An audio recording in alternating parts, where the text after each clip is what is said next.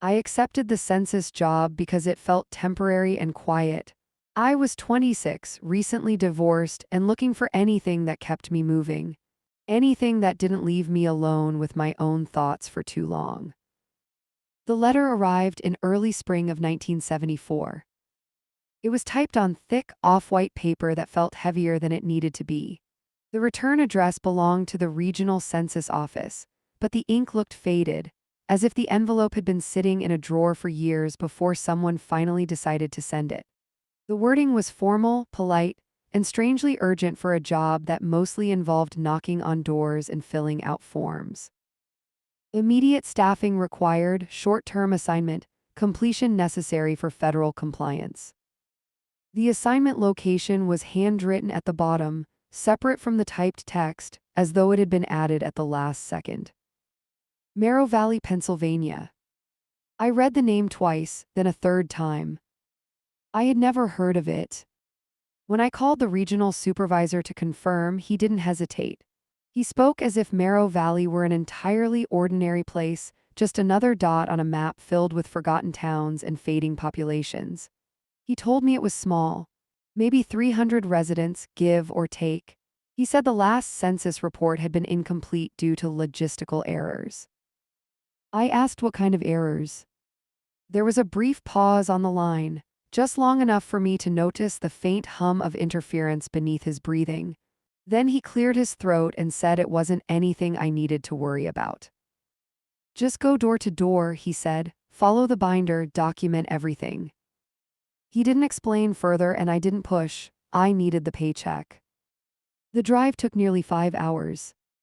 The highways gave way to state roads, and the state roads narrowed into cracked rural routes lined with trees that leaned too close to the pavement.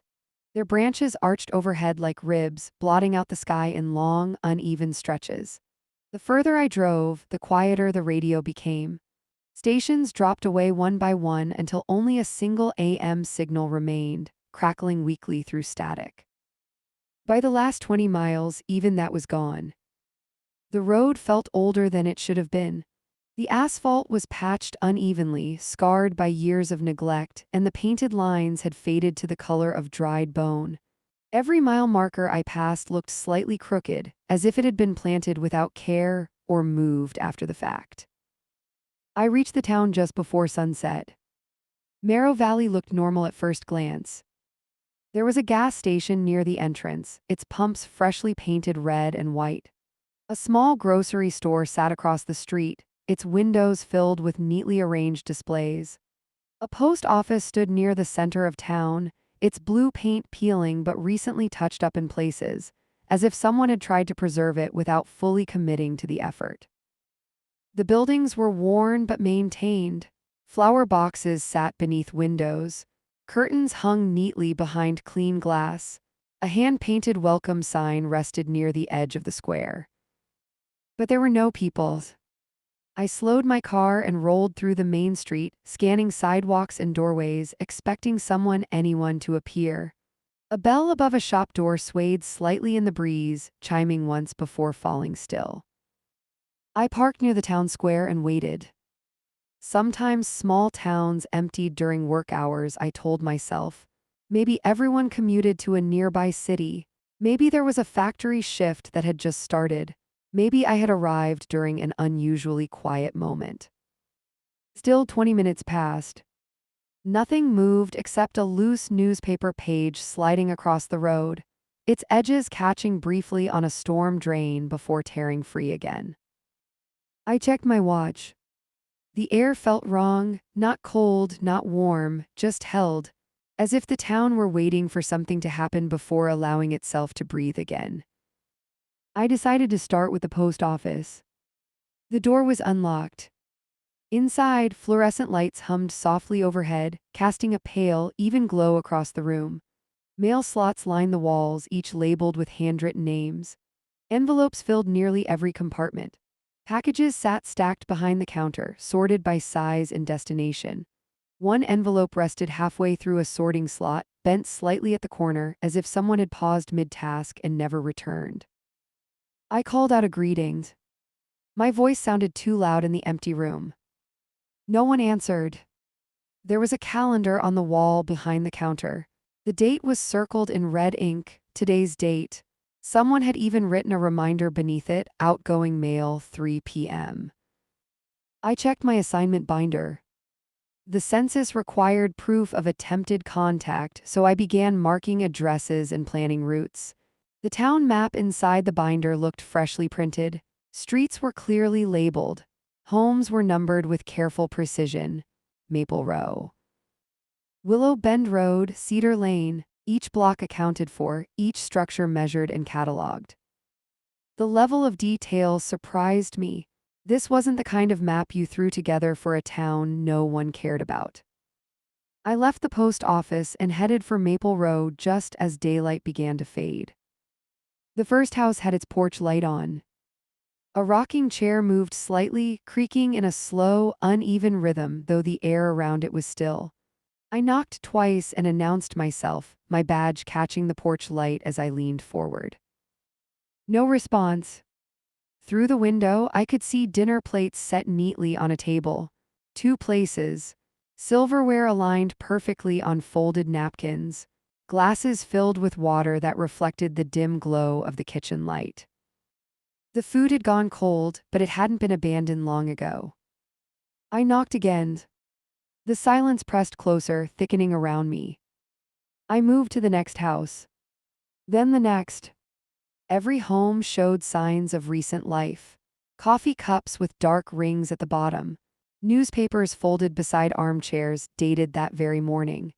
A television glowing faintly in one living room, the image frozen mid-frame as if the power had flickered and never recovered.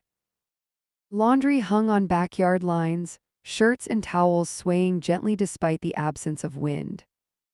By the time darkness settled fully over Merrow Valley, I had visited nearly 20 houses. I hadn't seen a single resident. No cars moved, no doors opened, no voices called out from inside. I told myself it was coincidence, an evacuation, a town meeting, a shared emergency that hadn't yet reached the outside world. But none of those explanations accounted for the details. The meals left out, the fires still warm, the television still humming softly in the dark. I returned to my car and drove to the motel listed in my assignment packet. The motel sat at the far end of town, a low, single-story building with a flickering neon sign that buzzed softly against the night. Vacancy glowed red, though several room lights were already on. The office door was unlocked. A bell rested on the front desk beside a thick ledger book. Names filled several pages, listing arrivals and departures over the past week. The handwriting varied, some careful, some rushed, but every entry looked recent. The last one was dated yesterday. I rang the bell once. Then again. No clerk appeared. I waited longer than I needed to, listening to the hum of the lights and the faint ticking of a wall clock behind the desk. Eventually, I noticed a key rack mounted on the wall. Several keys were missing. Others were tagged and neatly aligned. I chose a room key at random. Before heading out, I signed my name beneath the final ledger entry. The handwriting above mine slanted sharply as if the person had been interrupted mid-sentence. The ink there was slightly smeared. I paused, studying it longer than I should have. Then I took the key and went to my room. That night I didn't sleep. I lay on the stiff motel bed listening to Merrow Valley. It wasn't silent. Somewhere in the distance I heard movement, not footsteps exactly, more like doors opening followed by doors closing again. Slow, deliberate, one at a time, as if following a schedule only the town understood. At one point I thought I heard a vehicle start up. The engine turned over, idled briefly, then cut out. The sound repeated again minutes later, closer this time.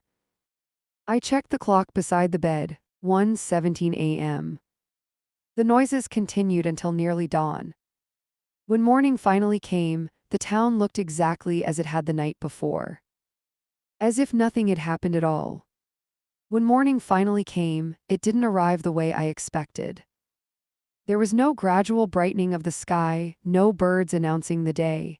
Instead, the darkness thinned slowly, reluctantly, like a curtain being pulled back by unseen hands. I lay still in the motel bed, watching the pale light seep through the thin gap in the curtains. The town outside felt unchanged, as if it had never slept. I checked the clock again, 6:42 a.m. I hadn't slept at all, but exhaustion pressed behind my eyes, heavy and dull. My body felt like it had been awake for days instead of hours. I swung my legs off the bed and immediately noticed something wrong. The floor was cold, not cool, cold in a way that felt unnatural, as if the temperature had dropped overnight despite the heater humming softly beneath the window. I stood and crossed to the bathroom sink. When I turned on the tap, the water ran clear but icy, numbing my fingers almost instantly. I stared at my reflection in the mirror longer than necessary. I looked faded. That was the only word that came to mind. My face seemed slightly washed out, the lines around my eyes deeper than I remembered. I leaned closer, half expecting the image to lag behind my movement. It didn't, but the feeling lingered. I dressed quickly and stepped outside. The motel parking lot was empty. No new cars, no tire tracks. The same vehicles from the night before sat exactly where they had been, dust-free, as if no wind had touched them. A faint smell of gasoline hung in the air, but there was no source for it. I walked toward the office again, hoping, irrationally, that someone would finally be there. The door was still unlocked. Inside, the ledger sat open on the counter where I had left it. I glanced down, expecting to see my name at the bottom. It was there, but the ink looked lighter. Not smeared, not erased, just thinner, as if the paper were slowly rejecting it. I touched the page, it felt dry, normal, yet the letters seemed less certain than before, like they didn't fully belong. I closed the book and stepped back outside. The town was waking up, or pretending to. Lights flicked on behind curtains. Store signs buzzed softly to life. Somewhere nearby, a radio crackled on, playing the same country song I'd heard the night before, starting again at the exact same verse. That was when I noticed something else. Every clock I could see inside the motel office, on the grocery store wall, even the small one hanging above the gas station door, read the same time. 6:42 a.m. None of them moved. I waited. 30 seconds passed, then a full minute. The second hands never ticked forward. I forced myself to start working. Routine was the only thing keeping my nerves in check. I told myself that once I finished documenting the town, I could leave. That was the job, that was the rule, stay until every attempt was recorded. I grabbed my binder from the car and headed back toward Maple Row. As I walked, I noticed subtle inconsistencies I hadn't caught the night before.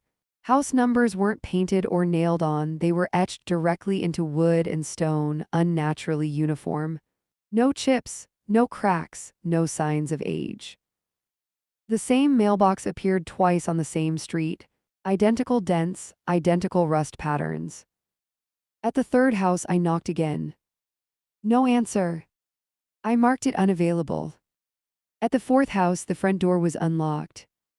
I didn't intend to enter. I told myself I was only checking for occupancy signs, but my hand pushed the door open before I fully realized what I was doing. Inside, the air was warm and smelled faintly of bread. A loaf sat half-sliced on the kitchen counter. The knife rested beside it, crumbs frozen mid-fall. A chair was pulled back from the table, angled awkwardly as if someone had stood up too fast. The radio played softly in the living room. The same song. Same verse. I called out, my voice low and careful. Nothing answered. I backed out slowly, closing the door as gently as possible. The moment it shut, the radio stopped. By noon, the unease had settled deep into my chest. I had filled out dozens of forms, each one marked incomplete. The stack was growing too quickly. The binder felt heavier with every page I turned, as if the paper itself were gaining weight. I noticed then that some addresses no longer matched the map. A house I had documented earlier was missing from the street entirely. In its place stood an empty lot, grass trimmed neatly as if a home had been removed without leaving a trace. I flipped back through my notes. The entry for that house was still there, but the address line was blank. I hadn't erased it. I was sure of that. I drove to the grocery store next, needing proof, some sign that people still existed here. The delivery truck was still parked outside, rear doors open. The crates inside hadn't shifted. The ice around the frozen goods hadn't melted. I climbed into the driver's seat. The keys were still in the ignition. They turned easily, but the engine didn't start. Instead, the radio came on. Static. Then a voice, not a song this time, but a flat, distorted announcement. Enumeration in progress. The words repeated twice before the radio cut out completely. I pulled my hand away as if burned. That was when I realized something important. The town wasn't abandoned. It was paused.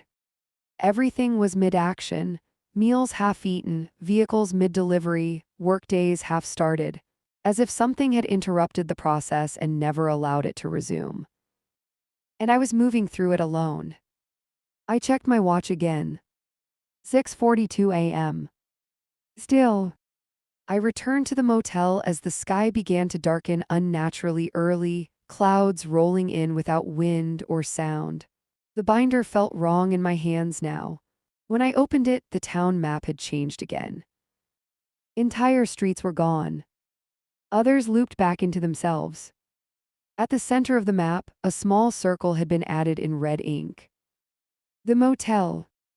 That night, the sounds returned louder than before. Doors opening in sequence, engines starting and stopping, and beneath it all, a low murmur, voices speaking numbers too slowly, too evenly to be natural. I pressed my ear to the wall.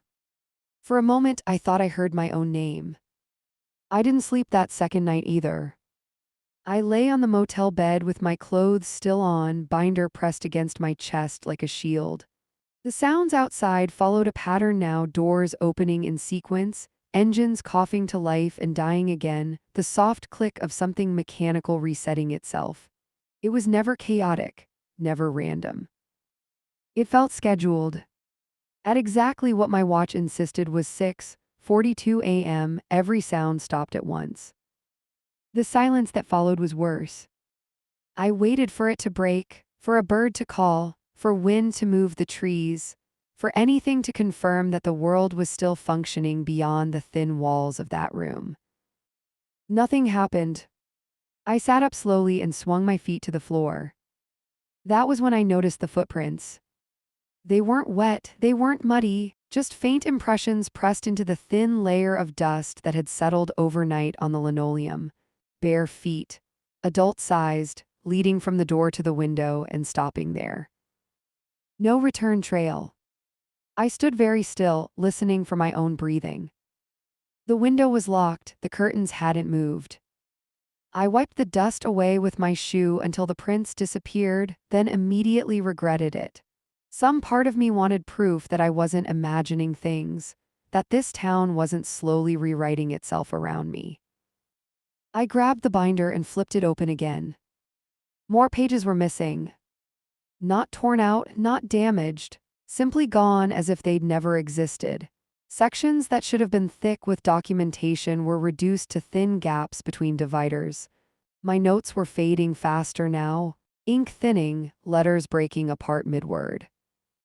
On one form, my handwriting had changed. The letters were more precise, straighter, almost careful. I didn't remember writing like that. I slammed the binder shut and left the room. Outside, Merrow Valley was darker than it should have been for morning.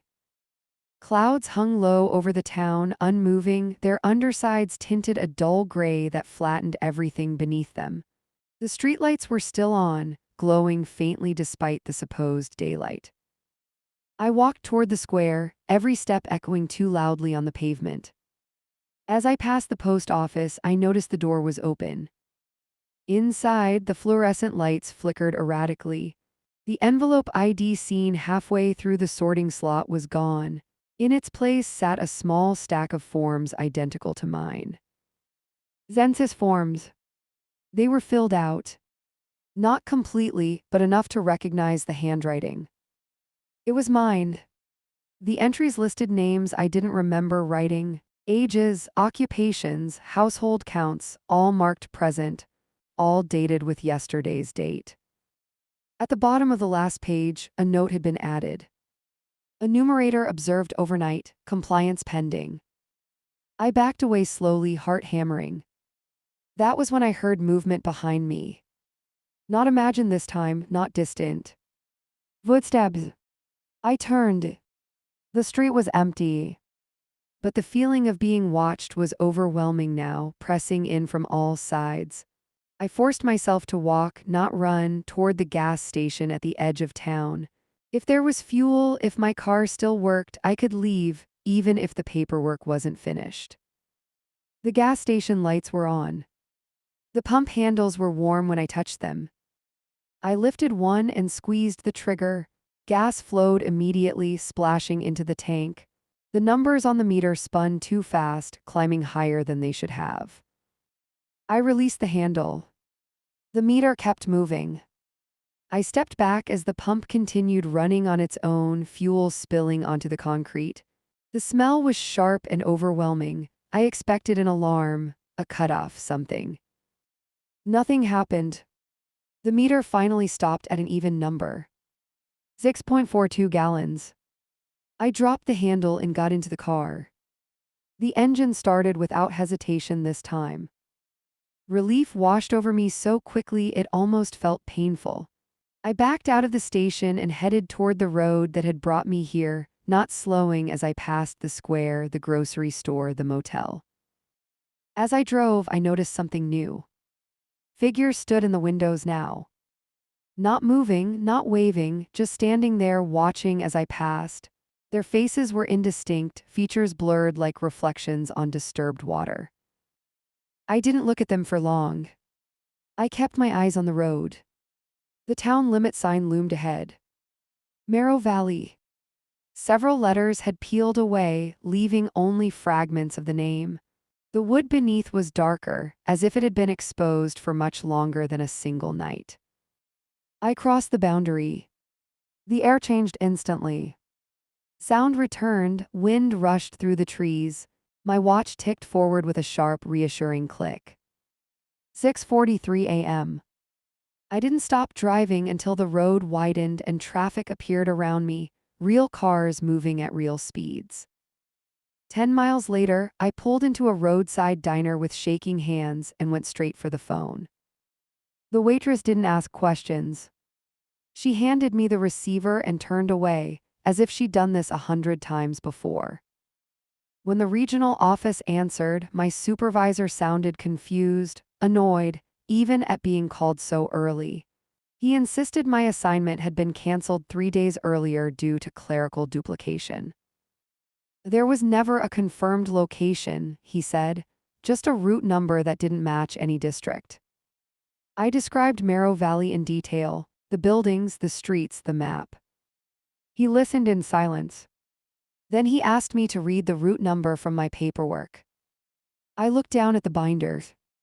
The space where the number should have been was blank. Not erased. Blank. The supervisor told me to take the rest of the week off. When I hung up, the waitress was watching me now. "You look like you saw a ghost," she said. I didn't answer. I tried to find Merrow Valley again that afternoon. I drove the same roads, counted the same mile markers, watched for the turnoff. It never appeared. The forest lined both sides of the highway, unbroken, dense, and indifferent, as if the town had never existed at all. I returned home believing exhaustion had distorted my memory. For months, I avoided thinking about the assignment. I filed the incomplete forms and locked the binder away in a drawer I rarely opened. Life moved on, slowly, uneventfully. But sometimes, late at night, I would wake up convinced I heard doors opening in sequence. 3 years later, while reviewing archived census microfilm, I searched for Merrow Valley again. The records showed population data from 1950 and 1960. The 1970 entry listed the town as under review. Every record after that contained only a blank space where the name should have been. No explanation. No footnote. Just absence. I didn't tell anyone what happened in Merrow Valley. Not my supervisor, not my friends, not even myself, not really. I learned quickly that if I didn't say the name out loud, the memories dulled at the edges. Like a dream you refuse to write down, afraid that giving it shape would make it permanent. For a while that worked. Life returned to a careful version of normal. I took short-term jobs in larger cities, urban census work, apartment buildings, office parks, places where people stacked on top of each other so tightly that absence felt impossible, places where clocks moved forward and stayed that way. But something had shifted. I noticed patterns where there shouldn't be any. I caught myself counting footsteps in hallways. I woke in the middle of the night expecting to hear doors opening in sequence. Sometimes I swore I heard numbers whispered just beneath the sound of traffic. I told myself it was stress. Then the paperwork came back. It arrived without a return address, slipped into my mailbox between grocery flyers and overdue notices. The envelope was plain, unmarked, heavier than necessary. Inside was my old census binder. The same one I had locked away years earlier. My hands shook as I opened it. The cover was worn now, edges frayed as if it had been handled extensively. The metal rings inside creaked when I pulled them apart. Most of the pages were gone, replaced by new ones, thicker paper, yellowed with age. The town map was there. Merrow Valley. Clearer than I remembered. Every street restored, every house numbered. The motel circled in red ink at the center. Someone had added notes in the margins, measurements, observations. Dates. Recent ones. At the front of the binder, clipped neatly in place, was a new assignment letter. Typed formal. Re-enumeration required, prior data inconclusive, enumerator familiarity confirmed.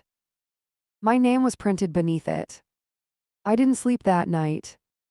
I burned the letter in my kitchen sink, watching the paper curl and blacken until nothing readable remained. The binder I shoved into the back of a closet and piled boxes in front of it. I told myself that was the end of it.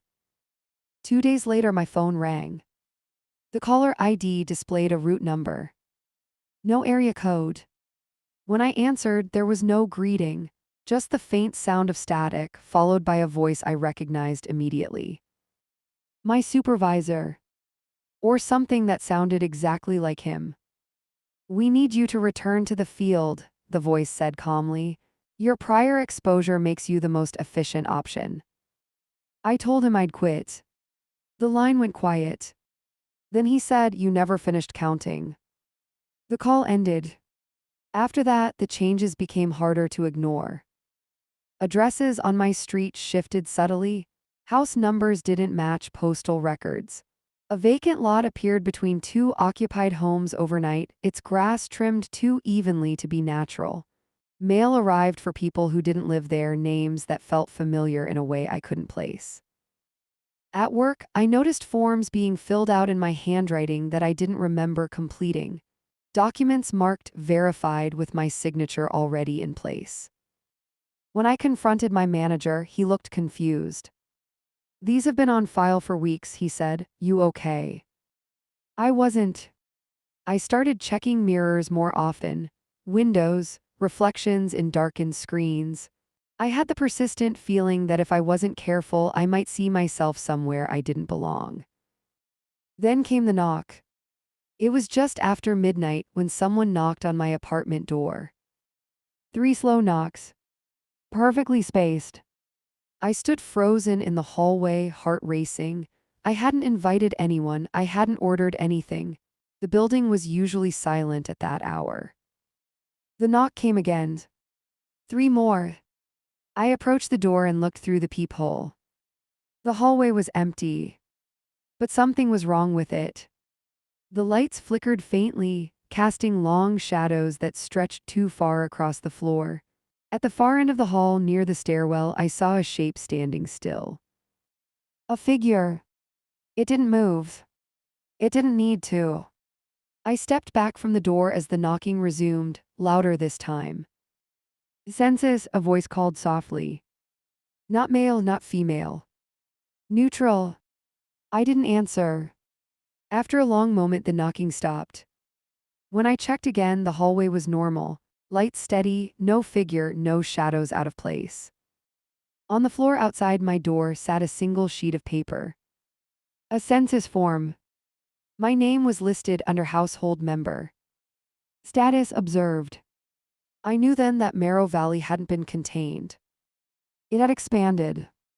I didn't call the police about the paper outside my door. I stood there for a long time after picking it up, reading the same lines over and over as if they might rearrange themselves into something reasonable. They didn't. The form was identical to the ones I'd used in the field, same layout, same codes, same thin boxes that never left enough room for real answers. The ink was fresh, still slightly glossy under the hallway light.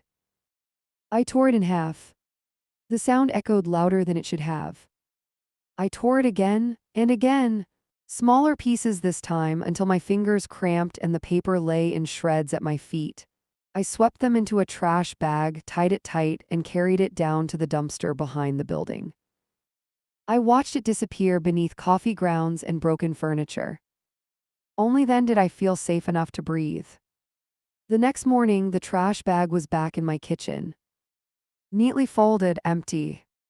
On the counter beside it sat the census form, whole again, uncreased, untouched. Someone had added a new line. Enumerator response delayed. That was the day I stopped pretending this could be ignored. I took time off work and began searching records again, this time outside official channels.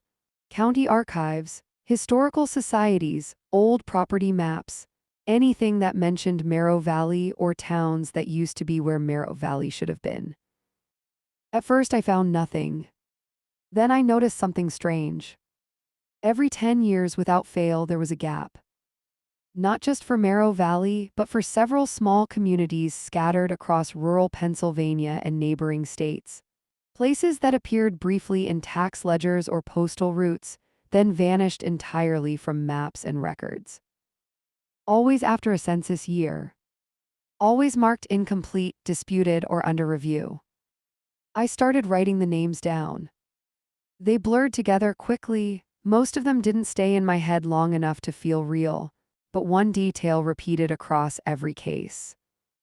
A notation buried deep in administrative margins. Enumerator reassigned, enumerator unavailable, enumerator status pending. I wasn't the first. That realization settled into me slowly, like cold spreading through bone. Merrow Valley hadn't chosen me. It had processed me. The dream started soon after. I was always walking. Always holding the binder. The town was full this time. People stood on porches, leaned against fences, gathered in small groups along the sidewalks. They watched me pass with polite, empty expressions, nodding as if they recognized me. When I spoke to them, their mouths moved, but no sound came out. Instead, numbers appeared in the air between us. Ages, birth years, occupations, all floating, waiting to be written down. I would wake up with my hand clenched as if gripping a pen. Sometimes I woke up already writing. 2 weeks later, I received a package. No postage, no return address. Inside was a motel key. Metal cold. Attached to it was a small paper tag. Room 12. I dropped it immediately. The sound it made against the floor echoed too long, stretching out unnaturally before fading away. I stared at the key for a full minute before picking it up again. The motel in Merrow Valley didn't have a room 12. I was sure of that. I wrapped the key in cloth and locked it in a drawer. That night, I heard a door open somewhere inside my apartment. Not my front door. Another one. I followed the sound down the hall, every muscle tense. The door to my spare room, the one I used for storage, stood open. Inside, the room was bigger than it should have been. The walls stretched farther back, dissolving into shadow. A faint yellow light glowed somewhere deep inside, flickering like an old fluorescent bulb. At the far end of the room, I saw the outline of a motel door. Number 12. I shut the door and leaned against it, gasping for air. When I opened it again seconds later, the room was normal. Boxes, dust, no light, no door. But the key was gone. I tried to run. I packed a bag and drove west, away from Pennsylvania, away from the towns and roads that had trapped me before. I didn't stop until the sun was rising and I crossed into another state entirely. For the first time in weeks, I felt something close to relief. Then I checked into a roadside motel. The clerk handed me a key without asking my name. Room 12. I backed away slowly, leaving the key on the counter. I didn't request that room, I said. The clerk frowned, genuinely confused. He flipped through his ledger, then looked back up at me. It's the only room you've ever stayed in, he said. I left without another word. That night I slept in my car. The knocking still found me. I began to understand then. Merrow Valley wasn't a place. It was a process. A system designed to account for what couldn't be accounted for. Towns that slipped through bureaucratic cracks. People who didn't fit cleanly into records anymore. Entire populations that existed just long enough to need counting, and then didn't. The census wasn't measuring them. It was maintaining them. And enumerators like me weren't observers. We were variables. I stopped trying to escape and focused instead on surviving. I destroyed paperwork whenever it appeared, avoided motels entirely, slept during daylight hours when the knocking was weakest. I stopped answering unknown calls. For a while that seemed to slow things down. Then the letters started coming again. Shorter this time. More direct. Compliance overdue, enumerator presence required, next count approaching. The handwriting on the envelopes was mine. One evening, as I sorted through old boxes in my attic, I found something I didn't remember keeping. The motel ledger from Merrow Valley. Open to the last page. My name was there. So was today's date. The status line beneath it had been updated. Resident observed, enumeration pending. And below that, written in careful, deliberate ink. I stared at the ledger until my eyes burned. The attic felt smaller now, the low ceiling pressing down as if it were slowly sinking. Dust hung thick in the air, unmoving. I flipped the page forward. There were more names. Not just mine. Pages and pages of them, written in the same careful hand. Different dates, different years, different towns. Each entry followed the same format. Name, date of observation, status. Most ended the same way. Enumeration complete. Those names were crossed out in red. Some were marked relocated, some unresponsive. A few simply read removed from active records. Only a handful were marked like mine. Enumeration pending.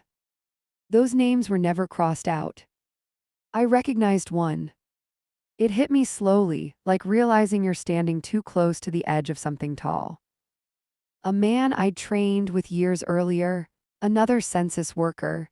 He'd vanished mid-assignment in a rural district. Officially, it had been ruled a mental break. He'd walked away from his car and was never found. His name sat there calmly on the page. Pending. I closed the ledger and carried it downstairs, every step careful, deliberate, as if sudden movement might draw attention. I locked it in the same drawer where I'd once hidden the binder. The drawer rattled faintly after I closed it. Just once. As if something inside had shifted. That night the dreams changed. I wasn't walking anymore. I was standing still behind a counter, flipping through forms while people filed past me in orderly lines. They didn't look distressed. They didn't resist. They approached one by one, answered silently, and moved on. Behind them stretched an endless town. Not Merrow Valley alone, but pieces of others stitched together, streets that didn't belong next to each other, houses repeating at impossible intervals, motels stacked behind grocery stores, behind post offices. At the center of it all sat a desk. My desk. A sign hung above it, hand-painted and uneven. Enumeration in progress. I woke up with the smell of paper and ink thick in my nose. I tried one last thing. I contacted the state archives anonymously, requesting access to sealed census discrepancies from the 1960s onward. It took weeks, but eventually a clerk called me back. She sounded nervous. "We don't usually release this," she said, lowering her voice, "but your request, it matched existing flags." She told me to come in person. When I arrived, she handed me a thin folder and refused to meet my eyes. Inside was a single document. A procedural memo dated decades earlier. It outlined a contingency protocol for unstable enumeration zones. Areas where population data resisted verification, where residents could not be permanently located or retained within standard records. The solution was listed plainly. Deploy consistent enumerator, maintain observational presence, stabilize population through documentation. At the bottom of the memo, someone had written a note by hand. Enumerator must remain until count resolves itself. I asked the clerk what resolves itself meant. She swallowed hard. It means the numbers stop changing. I left without the folder. When I got home, the binder was waiting on my kitchen table. Open. The forms inside were no longer blank. They listed a single household. Mine. Every detail filled in with terrifying accuracy. My age, my work history, my sleep patterns. Notes scribbled in the margins about compliance delay and environmental resistance. At the bottom of the page was a question I didn't recognize. Willingness to remain. 2 boxes beside it. Yes, no. The yes box was already checked. I stopped fighting then. Not because I wanted to, but because I understood the alternative. If I didn't participate, I would be processed anyway. If I cooperated, I might retain some version of myself. That night, I sat at the table and filled out the remaining forms. Not with lies. With care. I described myself as temporary, as mobile, as someone not suited to long-term placement. I wrote notes where I could, careful suggestions phrased like data points. The knocking stopped. The dream softened. For the first time in months, I slept through the night. The next morning, the binder was gone. So was the ledger. In their place sat a single envelope. Inside was a motel key. Room 12. And beneath it, a note written in my hand. Assignment acknowledged, next phase scheduled. I knew then that part 2 of this story, my attempt to resist, was over. I hadn't escaped. I had been reassigned. The reassignment didn't come with instructions. That was the first thing I noticed. No letter, no phone call, no official language spelling out expectations. Just the key, the note, and a growing sense that whatever boundary I thought existed between my life and Merrow Valley had finally dissolved. I didn't pack this time. I didn't argue. 3 nights after the key appeared, I found myself driving without remembering when I'd decided to leave. My car was already on the highway, the tank full, the radio tuned to static. Mile markers slipped past in steady intervals, too evenly spaced to feel accidental. The sky darkened faster than it should have. I checked my watch. 6:42 p.m. It didn't move. The turnoff appeared without warning. No sign, no marker, just a narrow road splitting from the highway, its pavement darker, older, as if it had been laid down long before the rest. I slowed without thinking and turned. The trees closed in immediately. By the time I realized where I was going, it was too late to turn back. The road behind me no longer looked the same. Straighter, longer, less real. The town emerged ahead like a memory resolving itself. Merrow Valley. Whole again. It was night when I arrived, but the town was awake. Lights glowed warmly behind windows, cars lined the streets. People moved along sidewalks in quiet, orderly lines, not rushing, not lingering, simply moving with purpose. I parked near the square, the same spot as before, and stepped out. No one looked at me directly. They didn't need to. I felt recognized. The motel stood exactly where it always had, neon sign buzzing softly. Vacancy flickered once, then steadied. I walked inside. This time the clerk was there. He looked up and smiled. "Room 12, he said, already reaching for the key. I didn't correct him. The room was larger than I remembered. Too large. The walls extended farther than they should have, the corners soft and indistinct. The air smelled of paper, ink, and something faintly metallic. A desk sat against the far wall, covered in neatly stacked forms. My forms. I set the key down and approached slowly. The paperwork wasn't blank anymore.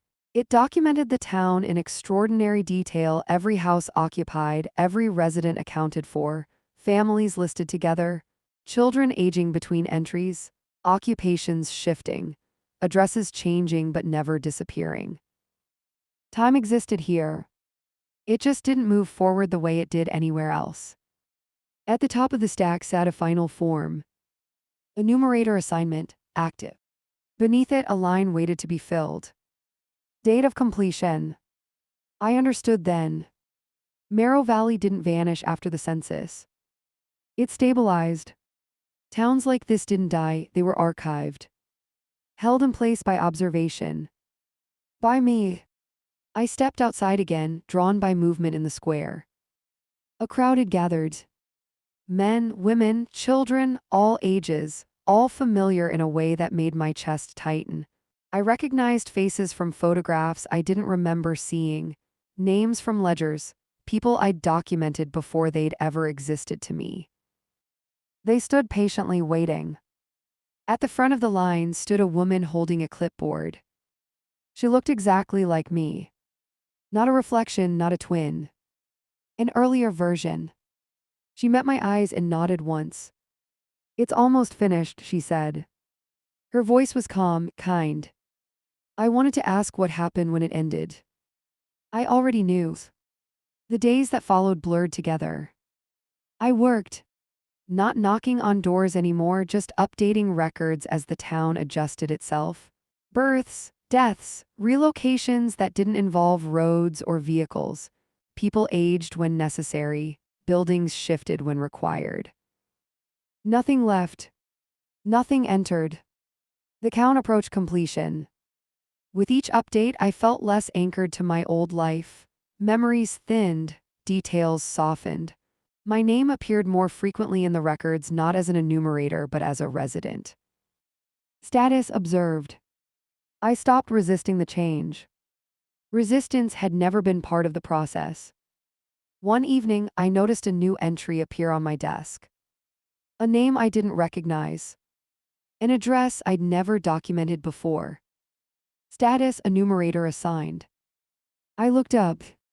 A car rolled into town. Modern, out of place. A figure stepped out, holding a binder too clean to belong here yet. Young, nervous. Looking around with the same cautious curiosity I must have once had. I felt something twist inside me. I understood my role now. I walked toward the motel office as the newcomer approached the desk. I watched recognition flicker across their face as the clerk handed them a key. Room 12. The cycle continued. The town breathed. And somewhere beyond Merrow Valley, records remained clean, gaps explained, numbers aligned. The count mattered. It always had. I don't know how long it's been since then. Time behaves differently once you stop being counted as temporary. But sometimes, very rarely, I notice a detail out of place, a hesitation, a form that doesn't quite settle. When that happens, I write a note. Next count scheduled. If you ever receive a letter offering short-term work in a town you've never heard of, if the paperwork feels heavier than it should, if the route number doesn't match any map, decline it. Because someone always finishes the count. And once they do, they don't leave.